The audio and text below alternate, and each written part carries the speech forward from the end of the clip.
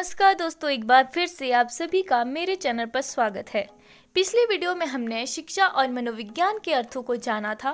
अगर किसी ने पिछली वीडियो नहीं देखी है तो लिंक आपको आई बटन और डिस्क्रिप्शन में मिल जाएगा।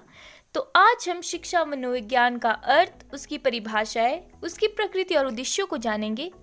तो वीडियो को लास्ट तक जरूर देखें और अगर वीडियो पसंद आए तो लाइक करें, शेयर करें और सब्सक्राइब करना बिल्कुल ना भूलें। तो फिर शुरू करते हैं।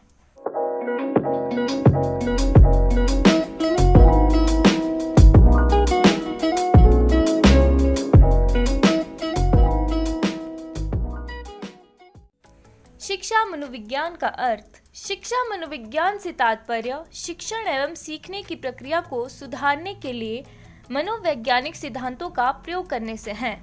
शिक्षा मनोविज्ञान शैक्षिक परिस्थितियों में व्यक्ति के व्यवहार का अध्ययन करता है। शिक्षा मनोविज्ञान मनोविज्ञान का ही एक व्यवहारिक रूप है।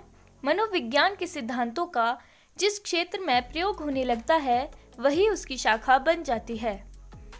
मनोविज्ञान के सिद्धांतों का शिक्षा में प्रयोग होना ही शिक्षा मनोविज्ञान है।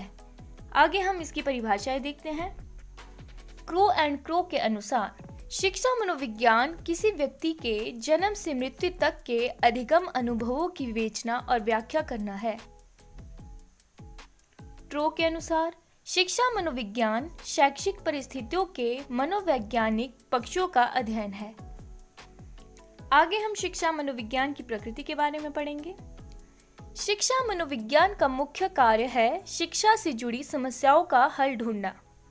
शिक्षा मनोविज्ञान विद्यार्थी की शिक्षा प्राप्त करने की प्रक्रिया तथा अध्यापक की शिक्षण प्रक्रिया दोनों का ही अध्ययन है। अतः इस विषय की प्रकृति को पहचानना अति आवश्यक है ताकि इससे पूर्ण लाभ उठाया जा सके। शिक्षा मनोविज्ञान की पहली प्रकृति है व्यवहारात्मक। शिक्षा मनोविज्ञान व्यवहार का विज्ञान है क्योंकि इसमें शैक्षणिक परिस्थितियों के अंतर्गत बालक के व्यवहार का अध्ययन किया जाता है। दूसरी प्रकृति है विज्ञान के रूप में। शिक्षा मनोविज्ञान की प्रकृति वैज्ञानिक है। इसमें वैज्ञानिक विधियों का प्रयोग किया जाता है। शिक्षा मनोविज्ञान वैज्ञानिक विधियों के द्वारा शैक्षिक व्यवहार तथा समस्याओं का अध्ययन करता है। कार्य तथा कारकों के संबंधों का अध्ययन भी करता है। अगली विशेषता है सामाजिक विज्ञान, एज और सोशल साइंस। मनोविज्ञान द्वारा प्राप्त परिणामों का उपयोग अकेले पर भी किया जा सकता है तथा एक पूरे समूह पर भी। अतः यह एक सामाजिक विज्ञान भी है। यह मानव व्यवहार का अध्ययन करता है जो सामाजिक प्रक्रियाओं से प्रभावित होता है। अगली विशेषता है धनात्मक विज्ञान के रूप में। शिक्षा मनोविज्ञान एक धनात्मक विज्ञान है क्योंकि यह क्या है का उत्तर देता है। इसे इस बात से कोई मतलब नहीं कि क्या होना चाहिए। साधारण शब्दों में हम यह भी कह सकते हैं कि शिक्षा मनोविज्ञान का संबंध वर्तमान काल में उपस्थित तथ्यों से है। अगली विशेषता है तकनीकी परामर्श। शिक्षा मनोविज्ञान सीखने की व्यवहारिक समस्याओं पर तकनीकी परामर्श प्रदान करके अध्यापकों, अभिभावकों तथा शिक्षा शास्त्रियों को मार्गदर्शन देता है। अगली विशेषता है शैक्षिक समस्याओं का अध्ययन। शिक्षा मनोविज्ञान शिक्षा के आधार का काम करता है। यह बच्चों के दौरान उभरने वाली समस्याओं का अध्ययन करता है। अगली विशेषता है प्रयोग का क्षेत्र। शिक्षा मनोविज्ञान प्रयोग करने का एक विस्तृत क्षेत्र है। यह मात्र विशिष्ट प्रकार की विषय वस्तु को एकत्रित करना ही नहीं बल्कि उसे सीखने के लिए उठने वाली समस्याओं का अध्ययन करके उसका हल ढूंढने वाला एक विज्ञान है। अगली विशेषता है विशिष्ट विज्ञान। मनोविज्ञान को एक विशिष्ट विज्ञान माना गया है क्योंकि मनोविज्ञान के जो सिद्धांत और तथ्य है वो शिक्षण कार्य में तथा छात्रों के सीखने में उपयोगी और महत्वपूर्ण होते हैं। अगली विशेषता है वृद्धि और विकासशील विज्ञान। इस क्षेत्र में अनुसंधान कार्य प्रगति पर है। कई प्रश्नों के उत्तर अभी खोजे जाने हैं तथा इस विषय के बारे में बहुत से रहस्य से अभी पर्दा उठाया जाना शेष है। अतः यह एक वृद्धि करता हुआ तथा विकास करता हुआ विज्ञान है। आगे हम शिक्षा मनोविज्ञान के उद्देश्यों को देखेंगे। शिक्षा मनोविज्ञान के उद्देश्य। तो पहला उद्देश्य है बालक का सर्वांगीण विकास करना।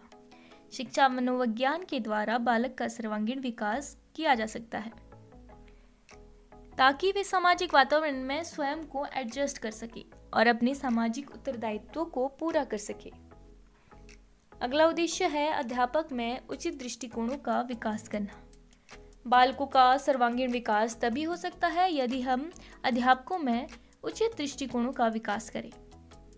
अध्यापक यह जाने कि बालक किस सीमा तक सीख सकता है तथा किस सीमा तक उसके सामाजिक व्यवहार में संशोधन या परिवर्तन लाया जा सकता है। अगला उद्देश्य है उचित शैक्षणिक परिस्थितियां बनाने में सहायक अध्यापक की सहायता करना। तो शिक्षा मनोविज्ञान का उद्देश्य होता है कि अध्यापक की सहायता करना ताकि उचित शिक्षा प्रदान की जा सके। वह अध्यापक जानता है कि विद्यार्थी के व्यवहार में कौन कौन से चेंजेस करने हैं तथा वह उसी प्रकार की विषय सामग्री अध्ययन के लिए लेकर आएंगे। अगला उद्देश्य है विषय वस्तु के संगठन में सहायक। शिक्षा मनोविज्ञान अध्यापक की सहायता करता है कि वह विषय वस्तु का उचित ढंग से संगठन कर सके।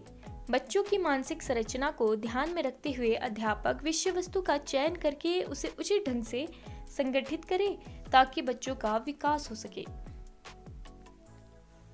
अगला उद्देश्य है व्यक्तिगत अंतरों का ज्ञान। शिक्षा मनोविज्ञान के द्वारा हम व्यक्तिगत विभिन्नताओं का ज्ञान प्राप्त कर सकते हैं, जिसके सहायता से अध्यापक बच्चों की योग्यता और आवश्यकता के अनुसार उन्हें शिक्षा प्रदान करेगा। अगला उद्देश्य है मापन एवं मूल्यांकन में सहायता। शिक्षा मनोविज्ञान के द्वारा अध्यापक बालकों का मापन एवं मूल्यांकन कर सकता है।